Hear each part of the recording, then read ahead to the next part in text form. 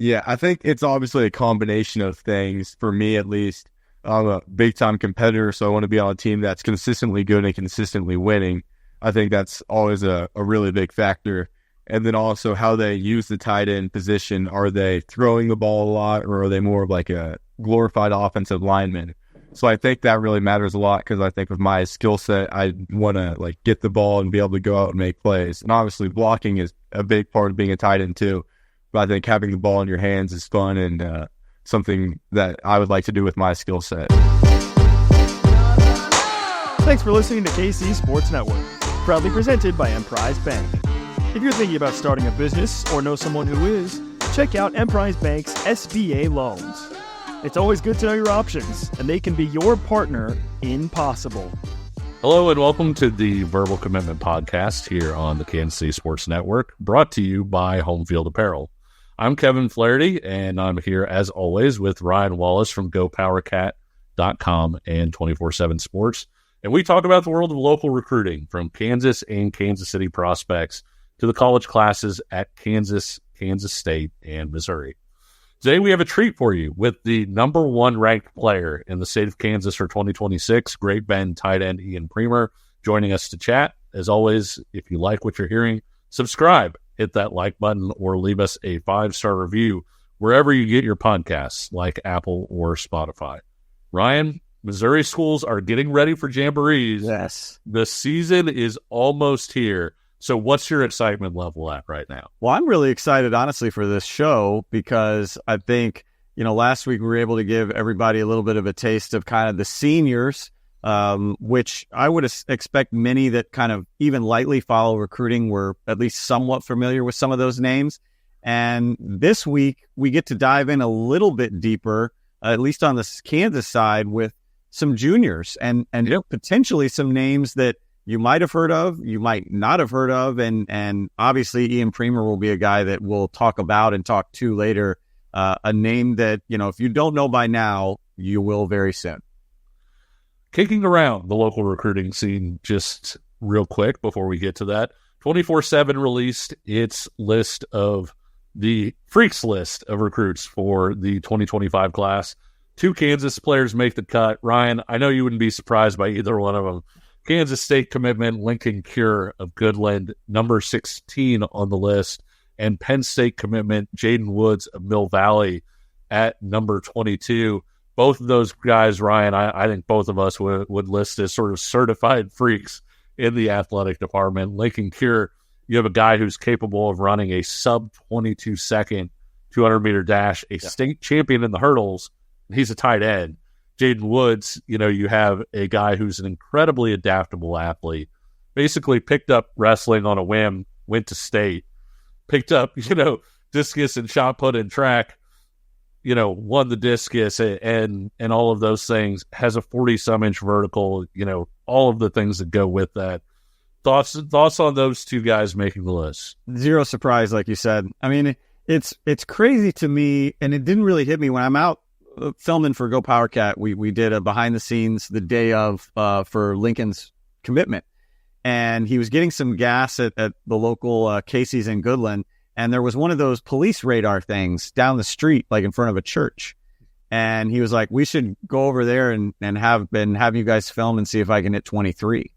And I was kind of like, all right, but like, Kevin, seriously, like, I'm not saying he can or he can't, but like, it's not that far out of the realm of possibility. And that's just insane for a kid his size. And then, as you and I have talked about ad nauseum by now, Jaden Woods' athletic ability probably is still underrated, even as a national freak by Andrew Ivins. I mean, the stuff that he's able to do for his size, again, you and I agree, he's vastly under-recruited, which is saying something because he's still a 4-star prospect. But if people, I think, really tapped into everything he can do testing wise, I think they would really go, oh, this kid's for real.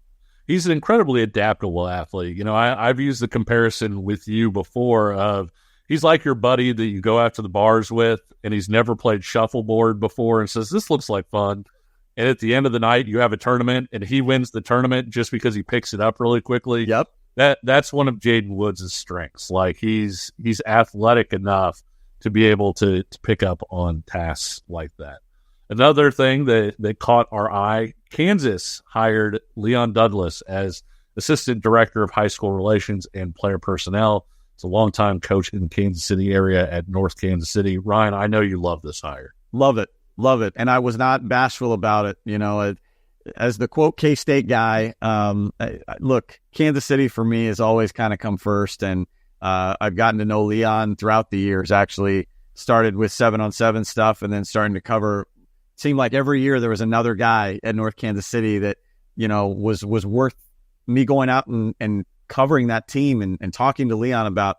Just a tremendous guy, a tremendous coach too. And I pulled this up because I think obviously he's being pulled in as Director of High School Relations because of, I think, the connections that he has. But let's not overlook, I think, kind of his leadership abilities and what he knows about the game of football. Before he was hired at North Kansas City, they'd won between 2004 and 2011.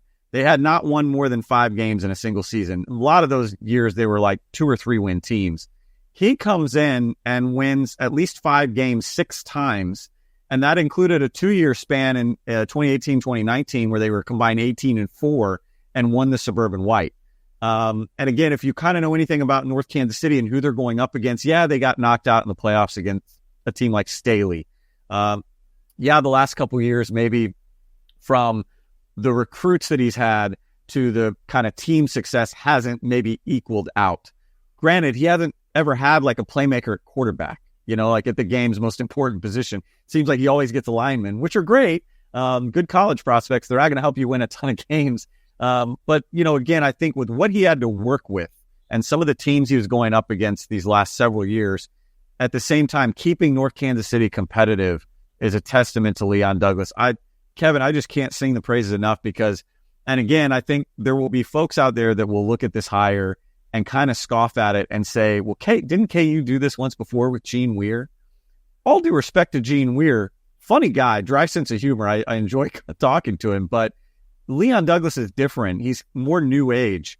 He's a guy that, and again, Gene Weir kind of left for Texas. Leon Douglas, a Kansas City guy, is respected on both sides of the state line, has been, you know, a coach of the year, Eric Driscoll coach of the year there several years ago, voted on kind of by a panel of his peers. So I look at him as this is a step in the right direction at the right time, Kevin. And I say that because there is no Nate Shieldhouse stomping through Kansas City for Iowa State anymore. How long Eli Drinkowitz will continue to prioritize all of Kansas City beyond just the blue chip guys is a question, because as he elevates Missouri's recruiting, who's to say maybe he doesn't broaden the scope more nationally? To me, it's a perfect time to really tap into Kansas City. KU being the most nearby school makes a ton of sense to go in there and get, you know, again, one of the most respected high school coaches in the metro that's going to tap into, again, places and people on both sides of the state line. In Kansas, of course, playing on both sides of the state line this season, as well as they play at Sporting Kansas City and then also at Arrowhead Stadium. You know who else liked the hire? Kansas coach Lance Leipold. I had the chance to ask him about adding Douglas at KU Football Media Day, and here's what he had to say. Yeah, I think Leon would be a great addition. Leon expressed his desires to be part of our staff last spring, and through some things he had to work through. But Leon came to a lot of spring practices, and sat a lot of meetings. And I told him I'd do everything I could at it. I was trying to that we could find a way to right role, but a meaningful one, to have someone with his experience in the Kansas City area.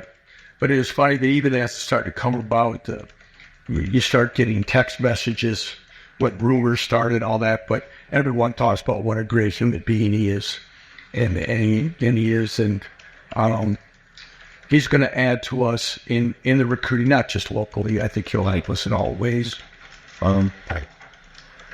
When I had a chance first year, when I met him, he had an administrative job too at North Kansas City, and to watch, not on the field, but as a school administrator professional, I was impressed. And so I'm looking forward to him helping a lot in different ways in our player development area, our high school relations, and our course sets.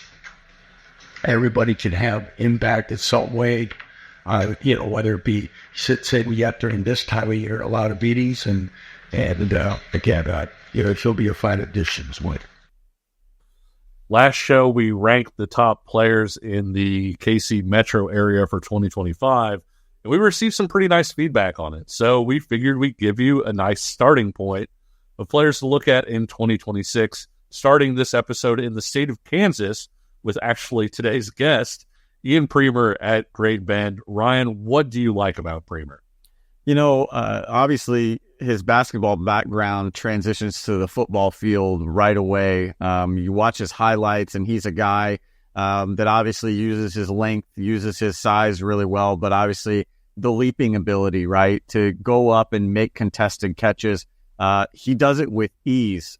I think the routes that he runs, too, for, again, a guy that is more novice at football than he is on the basketball court, seems to be picking things up at a pretty rapid progress. And so, overall, Kevin, I think there are elements of his game that probably, might not be as polished as a guy like Lincoln Cure. But then again, he isn't thought quite as highly as Lincoln Cure. While at the same time, though, I think you can make the argument, too, that in 2 years, maybe the ceiling, maybe athletically he's not Lincoln Cure, but maybe football-wise, maybe his floor won't be that. I said ceiling, I meant floor. Maybe the floor won't be that far off from Lincoln's when they both hit a college campus, staggered between each other.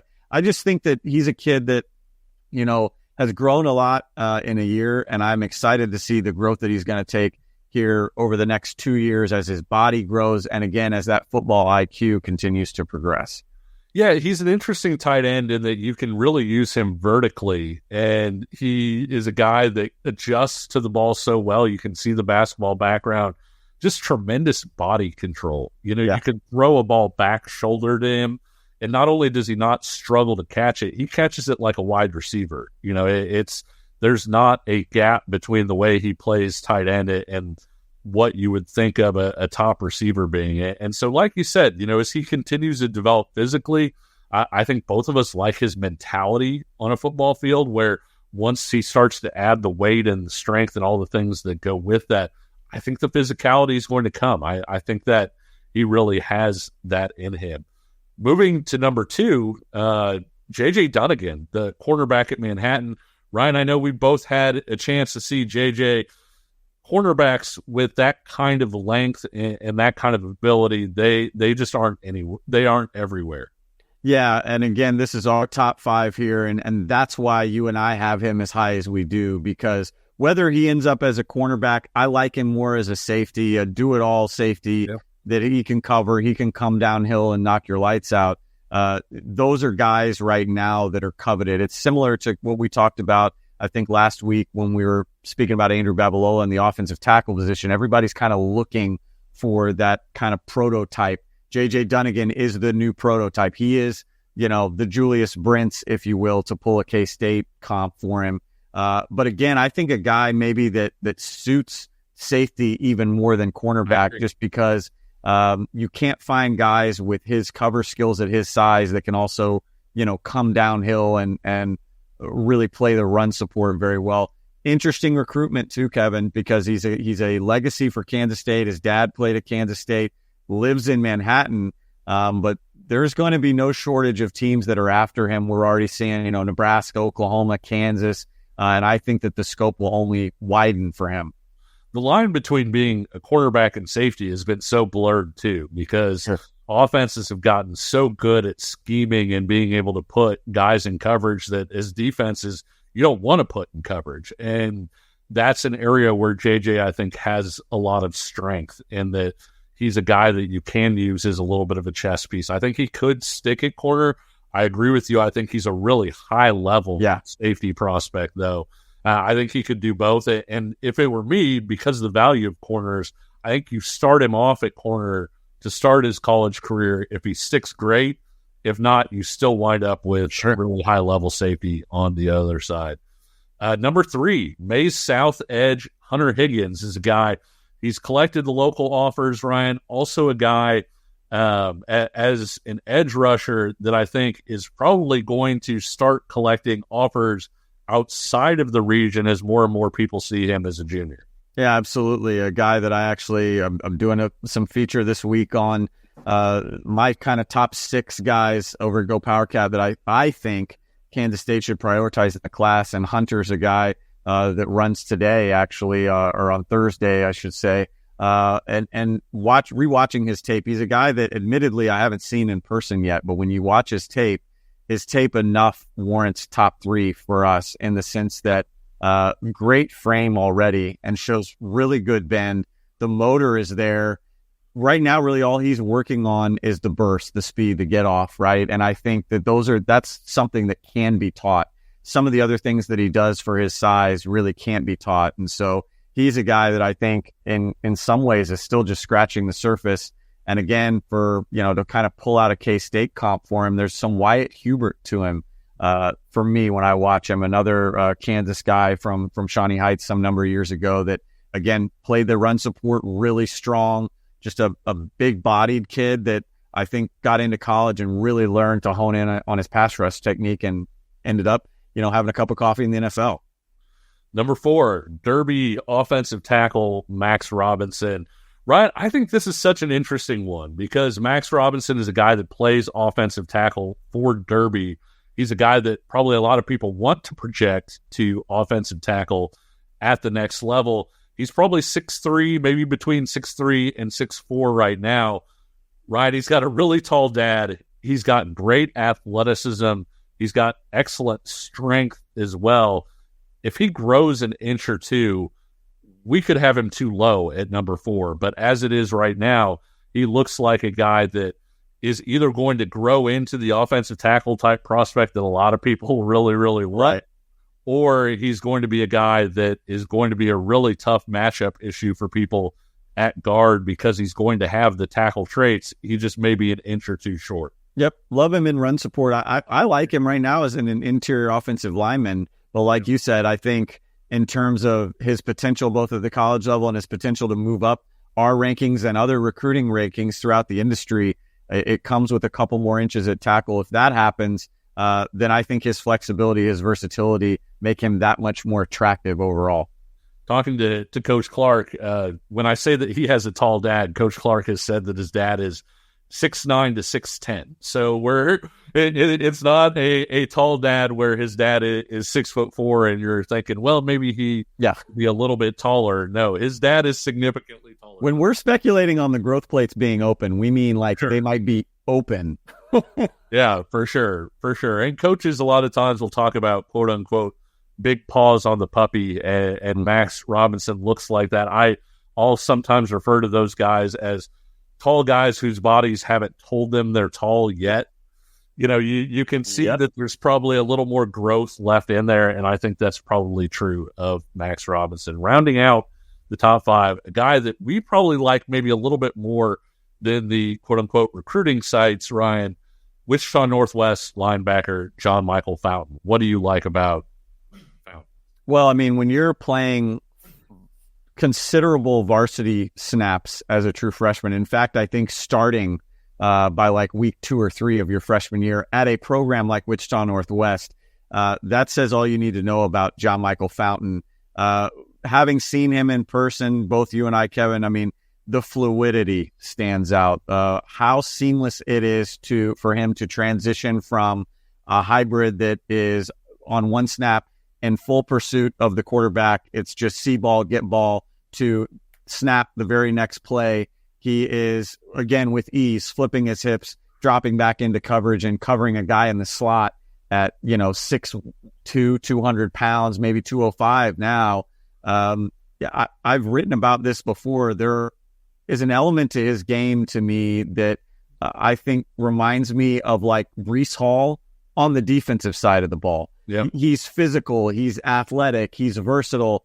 They wear the same jersey number for Wichita Northwest. He's a guy that, again, when you think about what teams like Kansas State, what potentially teams like Kansas are doing at the linebacker position, he makes a ton of sense for them to be all over.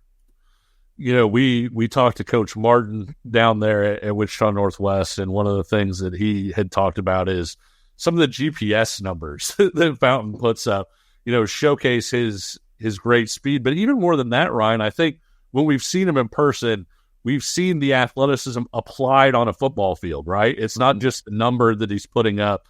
You know, the freakish interception that he had, you know, when we were down there, the way that he covers ground. I think he really is that modern linebacker that you want to have, a guy that can really run, that can, you know, go sideline to sideline, and yet has the physicality to stick his face mask in there and play as well. Yeah, I think, obviously, if I had to guess in the recruiting industry, that hold up with him is kind of the position tweener. You know, he is 6'1", 6'2", but he's, like I said, he's only probably 200, 205 right now, and he plays pretty lean. Looks more like a safety right now, but I know you and I are pretty confident that he can carry more weight. And again, I think with all of the traits and with the physicality he plays with at 200 pounds, he's not a guy that you need to be 235. He can play like a 235-pound linebacker at 215, 220, and I think his body will hold up. There's been no health concerns, injury things with him right now, so I would be hard-pressed to think that will come down the road with another 10, 15 pounds. Wichita Northwest being a school that coaches are probably going to want to swing through for 2026 players when you look at Jalen Mason being there as well, the quarterback prospect. Watch out for a pair of Lawrence standouts as well. Speedy linebacker Josh Galbraith at Lawrence High and offensive tackle Braden Wilmus at Free State, both of whom, you know, kind of barely missed this list and could barely jump into that conversation. Barely. And Kevin, I will say too, we'll probably talk more about those guys because if you looked at that list, you're going, where's the Kansas City kids? Yeah. Again, Wilmus and Galbraith would probably be right there if we talked about Kansas City Metro on the Kansas side in terms of 1 and 2. And we have lots of time this season to get into more 2026 names locally here in the Metro. That will come. Both really high ceiling guys too that have that potential to move up the list as they continue to develop.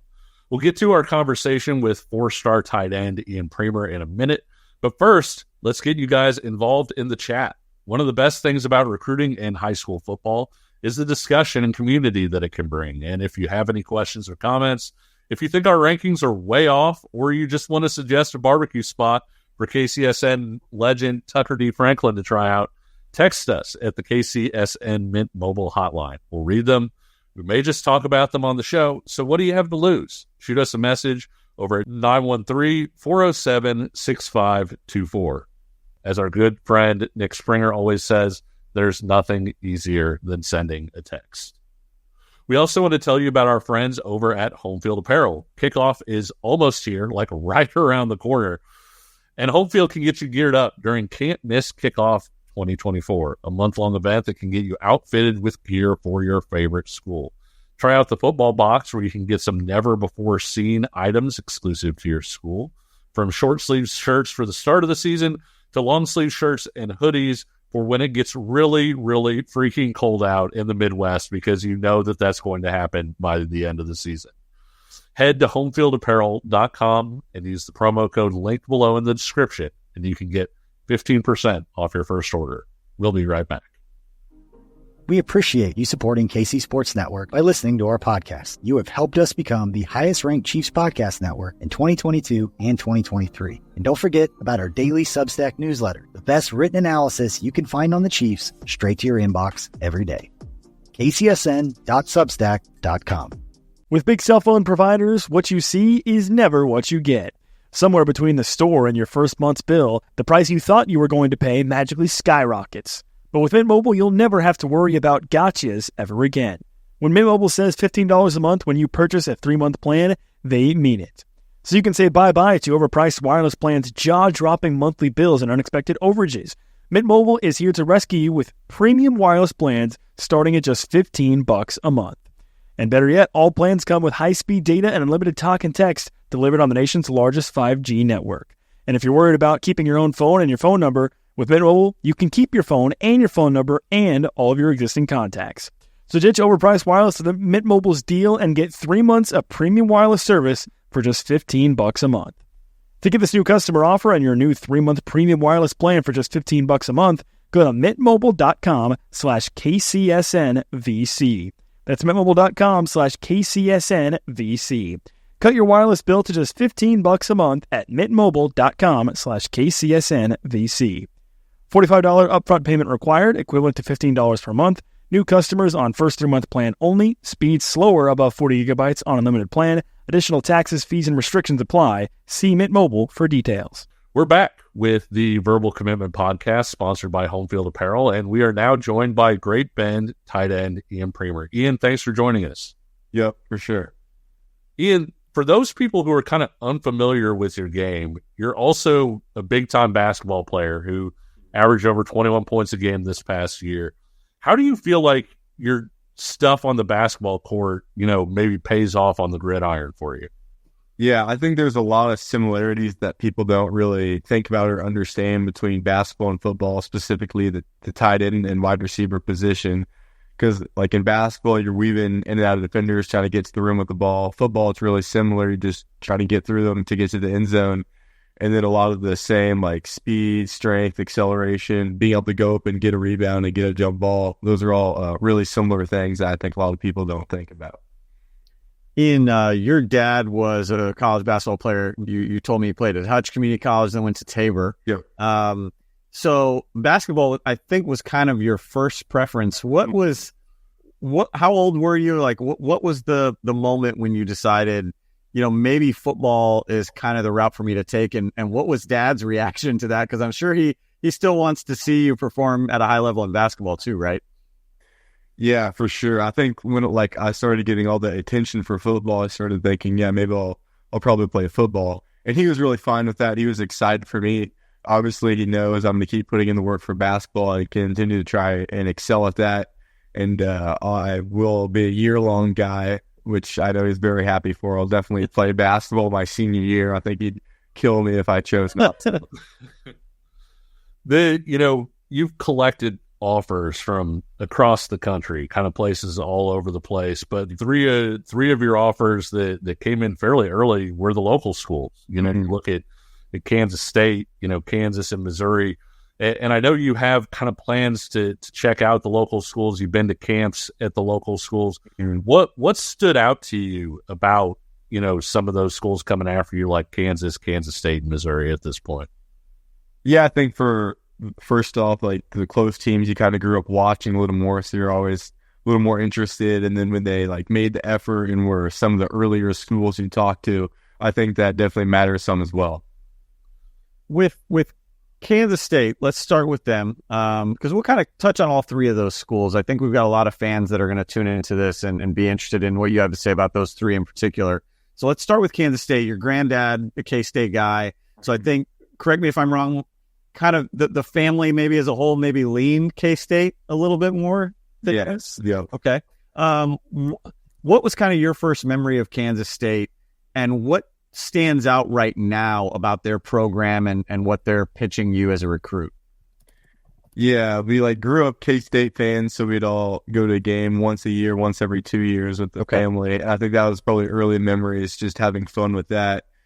And then something that really stands out with the program now is they how they use the tight end position really well, obviously with Ben Sinnott and then Will Swanson. They've got guys that are going to be good tight ends and have been good tight ends in the past. Did you have a favorite player growing up at K-State, or did you go more just for the environment, watching the team as a whole?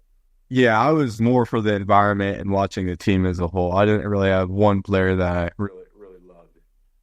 You came out to Kansas camp this summer. I had a chance to see you out there, and he played pretty well and seemed to develop almost a chemistry with David McComb, the KU quarterback commit. We had McComb on the podcast. He said he really enjoyed throwing to you. What was that like in that camp setting? And is that something you might, consider pursuing, or are you still talking to David? Yeah, I've talked with them a couple of times. We kind of talked about seeing if we could go to one of KU's home games, go to the same game and kind of talk there. But I was excited he was at camp because I'd heard about him before, knew he was a 25 commit. I was a little surprised that he chose to make the time to really go to a camp. So I think that kind of stood out to me. I don't think a lot of commits choose to go to camps, and then that he picked me out, and Coach Grimes and Coach Zabrowski really wanted him to throw to me and me to run for him, and I think it kind of worked out really well. I know that you had a chance when we were at Sharp to really talk to Lincoln Cure, and with him being kind of the number one guy in the state, we feel like for 2025, what's that relationship been like, or have you two gotten close or anything? What has that been like for you? Yeah, I've only talked to him that one time at Sharp, and I think that was really good for me, just talking to someone who has gone through that process and really knows about the process and is knowledgeable. So he definitely said stuff to me that I kind of picked out and took away from it. And yeah, he's a great dude overall.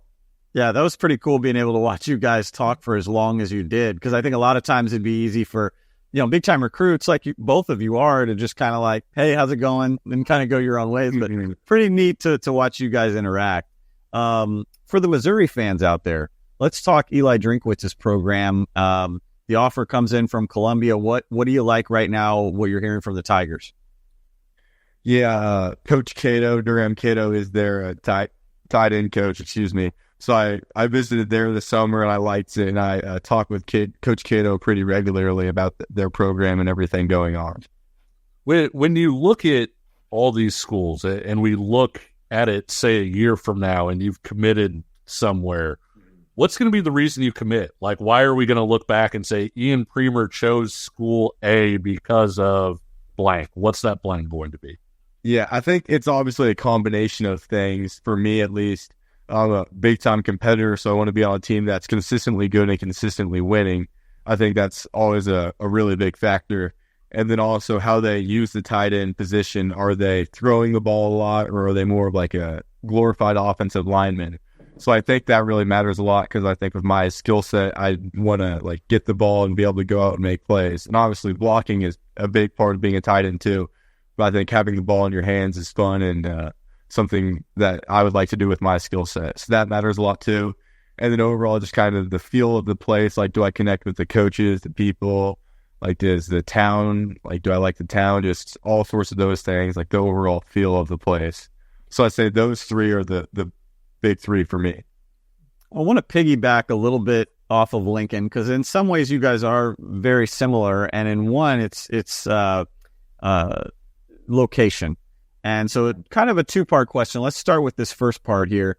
How far away would you and your family prefer you to go? Have you thought about that at all? How comfortable you would be away from home? Or are you the type of guy that's interested in maybe going, as far as either coast? Or are you like, I'm more of a family guy. I'd like to stay a little bit closer to home. Yeah, for me, I think I could go either way. I think like it's going to be like the best opportunity for me. I do think close is more ideal though, but if find like the perfect place that's far away, then we'd probably have to go there. Okay. Second part of that question, again, because of geography, you're not quite Goodland, but still Great Bend, as we talked about before we started recording, it can make some challenges, right, for you to go out and travel on unofficial visits and those sorts of things. Walk us through maybe the schedule that you have at least somewhat semi-set right now, and then maybe some schools that, if time allows and if mileage allows, that you might look to get to maybe after the season or later in the season. Yeah, so I'm starting off with K-State. I'm going there for August 31st, their home opener. And then September 7th, I'm going to the Nebraska-Colorado game at Nebraska. Yeah, so the rivalry there, I'm excited to see that one. And then September 28th, I'm going to the game at Arrowhead Stadium, KU against TCU. Nice. So I'm excited to see that one as well. And then I think Iowa State, I'm looking to go to the Iowa State-Baylor game on October 5th. And then I haven't picked out a game, but I'd like to go to a game at Oklahoma as well. And then I looked at, like, later in the season, maybe going to Oregon, the Washington-Oregon game at Oregon. What's that going to be like, catching a game at Arrowhead, a Kansas football game? Usually when you go on a visit, you go to the campus, and you've been on KU's campus before. But in this case, you're going to watch KU play where the Chiefs play. Yeah, I think that would be really cool. I'm a big Chiefs fan. Grew up loving the Chiefs, so I'm excited to see a game at Arrowhead. I do think it's kind of funny that it's actually in Missouri and that KU is playing in Missouri. So I think that's a little funny, but yeah, I think it'll definitely be a cool experience to see that. Has that hit you yet, Ian? I mean, you just rattled through some really, really good college football games that you just happened to get to attend. I mean, has it hit you like this is the new reality for you and you get to do some really, really cool stuff as a prize recruit? I don't think it's really completely hit me yet until I really go on those first game day visits. Obviously, I think it's super cool and loved how they've been like trying to make me a priority and make me feel like they really value me. So that always feels good. But no, I don't think I don't think all of it has hit me yet. What kind of goals do you have for this season? Both team goals and then individual ones. What are you trying to get accomplished? Yeah, so I think for our team, we've got a really good spot. Have a good schedule, so that'll be good. It'll challenge us some, so then we'll be ready for sub-state when that comes. But I think we have the potential to win all of our regular season games. I think we should do that and then get a good seed and then go and make a run at state. And I really think we have the team and the potential, and we're going to go out and do that this year. I want to go back just a second to recruiting, kind of put you on the spot. But again, this isn't an Ian Premer naming favorites. This is just, I'm curious in terms of kind of who you're feeling the love from, so to speak, in terms of just the schools or coaches that you feel like are kind of hitting you on a daily basis. And again, it's not saying that anybody's out or that you're favoring anybody. It's just, again, pure communication. Are there schools or coaches that you're like, man, he's really putting in the effort? Yeah, there's definitely those. I talked to the Coach Mauser at Iowa State a lot, the offensive coordinator and tight end coach there. Coach Grimes at KU, I talked to a lot as well. Coach Lepak, I talked to him a couple days ago. I talked to Coach Wells from K-State yesterday, actually. And then, yeah, I've talked to Coach Cato from Missouri a lot. The Auburn tight end coach, Coach Ben. I don't know how to say his last name. Coach Ben is what Coach Ben. Yeah, but I've talked to him a lot as well. What's the relationship like with Coach Grimes? Because obviously this is his first year at KU. He was at Baylor. He not just the tight ends coach, but also the offensive coordinator who kind of decides who gets to see the football. Yeah, I think that's a big advantage when it's rare, but when the tight end coach is actually the offensive coordinator as well, because they're the ones coaching you. They know exactly how they want it done, and then they get it. At the end of the day, they choose the personnel that's in, they choose who's playing, and they choose who they're going to target the most with the ball. I got one more, again, going back to K-State, because I know it's a hot topic with fans right now, not just from K-State, but I think from other schools as well, is what does Ian Premer think about kind of following a guy like Lincoln Cure at the same position? Is that something that kind of attracts you, something that, in terms of competition, you're not bothered by, or where do you stand on that?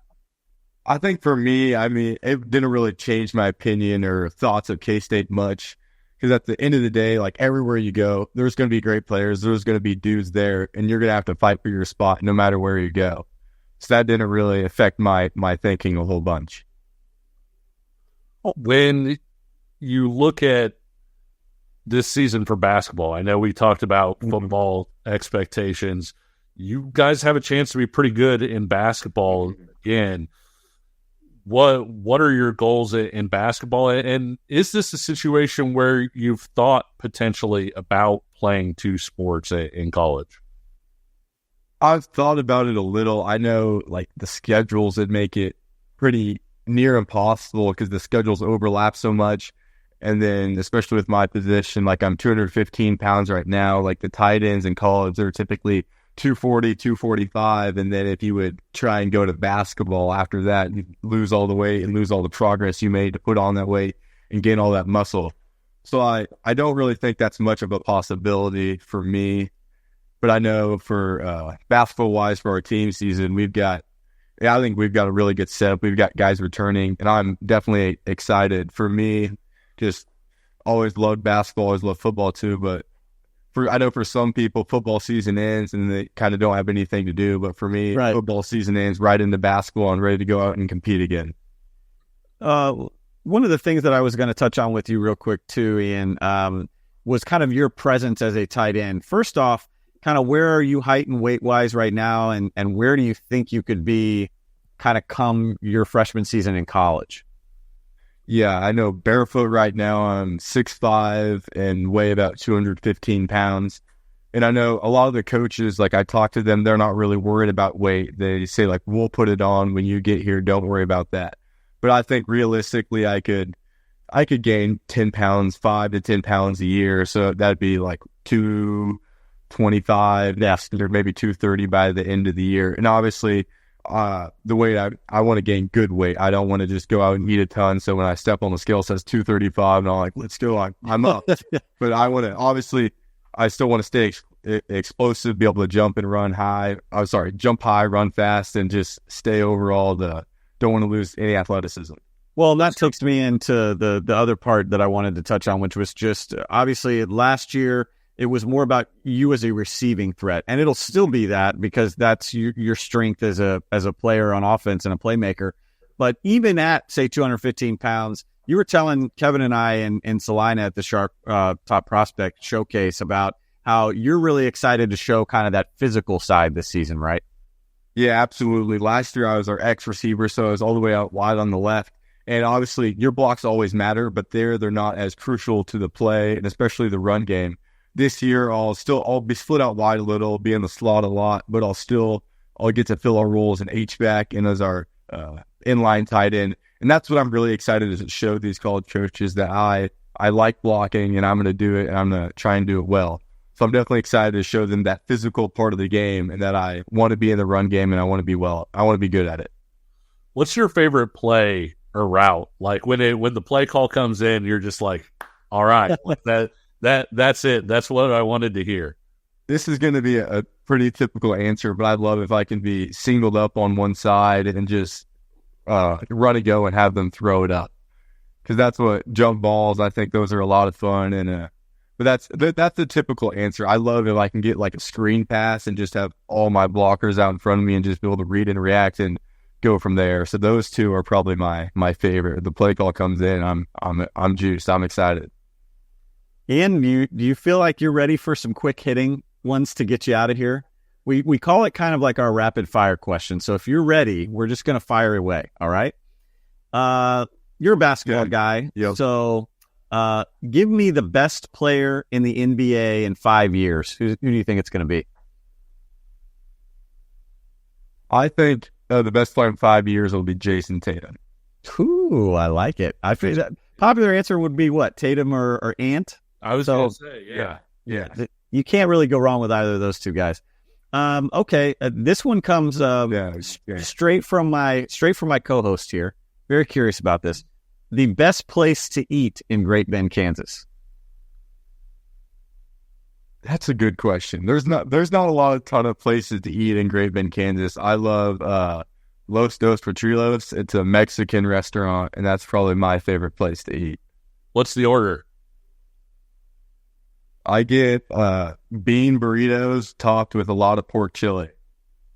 That sounds good. That sounds really good. And cheese. That's my go-to there. Can't forget the cheese. And there's a popular thing going around right now on Instagram, kind of where everybody goes through and talks about concerts and like your favorite concert, your worst concert. What's the best concert you've ever attended? I have not been to a concert actually. If I went to a concert, I'd probably want to go to a Zach Bryan one, but I've never like been to a true concert before. Oh, there you go. I heard he was in Kansas City like this week. So he was, yeah. You're so close. It's gonna come, Ian. But hey, who needs concerts when you've got the best of the best in Power 4 football games to go to? Yeah, I'd much rather watch football. Okay. Speaking of the game you're the most looking forward to this season in Great Bend. I think it'll be our Week 7, our rivalry game against Hayes. That's always my favorite one. Tough. And we'll get you out of here on this one. You said you're a Chiefs guy. Mm-hmm. This could go either way here. There's some old heads that have one opinion and some new blood that has another. Mm-hmm. You can only pick one, Travis Kelce or Tony Gonzalez. I'm going to go with Kelsey. I never got to see Gonzalez play. I know he's amazing, but the stuff Kelsey can do and how he can always find green grass and what he can do after the catch, it's super impressive to me. So I got to go with Kelsey. Is it a goal of yours at any point to, I know he does like the tight end camps and everything where he works with a lot of different tight ends. Is that something that you'd be interested in down the line? Yeah. I did not know he did those tight end camps. That's pretty cool. Yeah. I think they even have like NFL guys, come out to him too. Yeah, to try and get better. It's kind of a cool deal. Yeah, I'll have to look into that. All right. Well, that'll wrap it up. Thanks for stopping by, Ian, and thanks the rest of you for watching and listening to the Verbal Commitment Podcast here on KCSN. If you like what you've seen or heard, leave us a like, subscribe, or hit us with a 5-star rating. And until next time, take care.